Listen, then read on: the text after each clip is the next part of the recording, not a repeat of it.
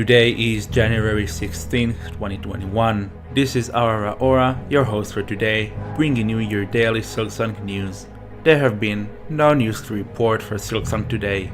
Today is April 30th, 2020. Silksong had won the 2021 Unity Award for the most anticipated game. There has been no news to report for Silksong today.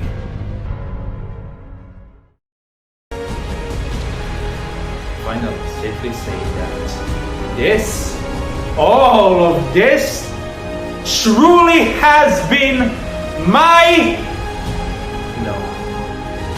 our daily Silksong news!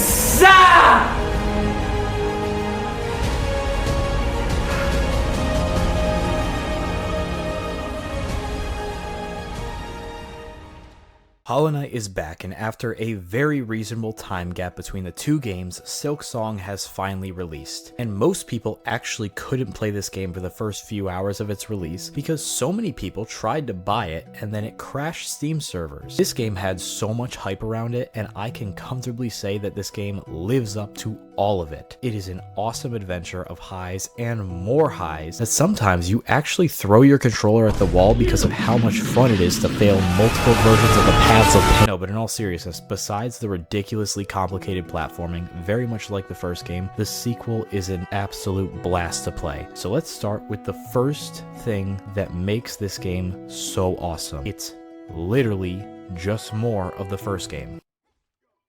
That's it. That's the whole video. This game feels like the DLC that the first game never got, and that's not a bad thing at all. In fact, I expected it to be similar, but it literally feels like this was supposed to be an add-on to the first game, and they just decided to make it a sequel to the first game. Also, most of the footage you'll see is just my stream because I still haven't beaten this game, so I'm not going to talk about the ending, but it definitely will not be disappointing, so please honor my request in the comments and do not pull an Invincible fanbase and spoil the ending. So, to continue what I was saying, Silksong does not prey on the nostalgia you may have. It just gives you exactly what you remember playing Hollow Knight for the first time, except enemies take away 2 hearts instead of 1 now. What is the point of having 5 health orbs if I only really have 3 of them? But anyways, as I was saying, this game is literally just more of the first game. The caves of the world of Hollow Knight are just as somber and mellow as we remember them, and although the new locations are no Green Path or City of Tears, they certainly are worth the praise. The clan of ninja ants in the Hunter's Marsh, the friendly atmosphere of the Marrow, and the lava area, where the music and vibe feels exactly like the fight between Anakin and Obi-Wan. You were the chosen one!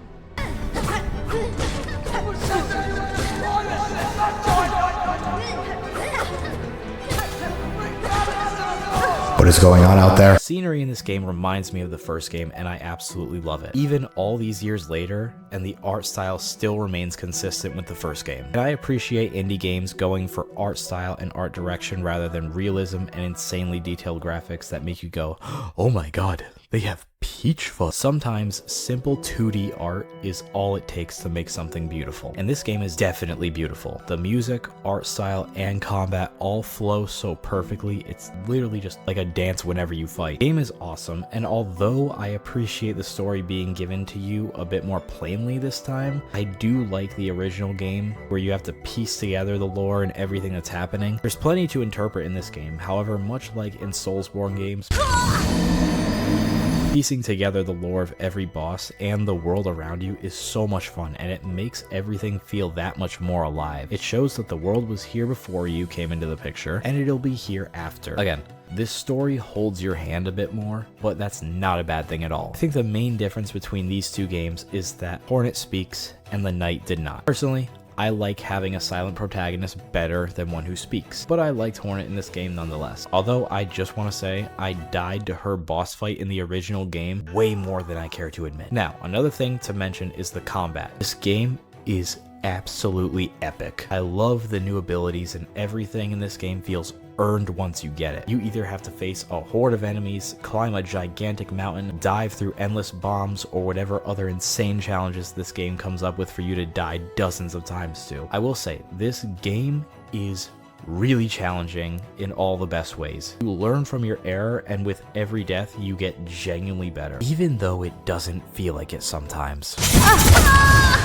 This game is the epitome of trial and error and learning from your mistakes, and when you master the mistakes you failed at over and over, you feel invincible. Wait, no, not again! The game shoots you back down to square one whenever you feel like you're unstoppable or invincible, and it challenges you to learn more and master a new mechanic. Also, I will say, whoever made this stylish dive strike move for the first half of the game, I love you and you deserve a raise. Combat also is the same way. The attacks in this game take some getting used to, and once you master a new move, it feels so good flowing from each attack in real boss fights. Also, the bosses in this game are exactly what you'd expect from the original Hollow Knight. They're challenging in all the right ways. They just have a single strike and jump attack in the first phase, and then they just launch a meteor at you from across the stage. It's very Souls-like in that manner. The boss designs are also really cool in this game, and the same goes for all the enemy types. The ninja ants are also really cool and fun to fight in this game, and I love this whole section, even though I performed a Mortal Kombat finisher on my controller by the end of it. That's really all I have to say about this game. It's